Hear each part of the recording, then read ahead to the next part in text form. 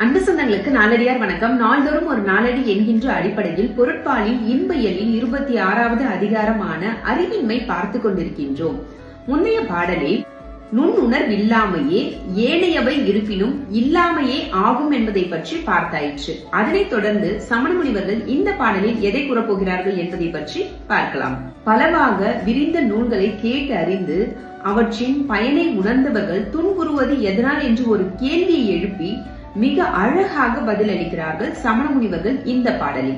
அதாவது, நாவின் கிழத்தி கலைமகள் அவர்களோடு குடிக்கொண்டு இருக்கும் பொழுது பூவின் கிழத்தி அதாவது திருமகள் அவர்களிடம் பிணங்கிக் கொண்டு அவர்களை விட்டு விலகி விடுகிறாராம். கல்வி சுவையிலேயே தேர்ந்தவர்களுக்கு பொருள் மீது பற்று இல்லை என்பதுதான் இந்த பாடல்.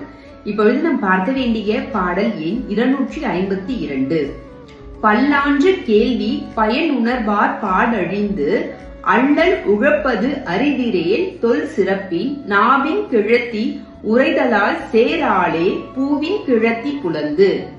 கேள்விகளில் பழகி வரும் உள்ளம் பொருள் பற்று இல்லாமையினால் அவர்கள் வறியராய் இருப்பது இயல்புதான் என்பது இதன் பொருளாகும். நாளை சந்திப்போம். நன்றி, வணக்கம்.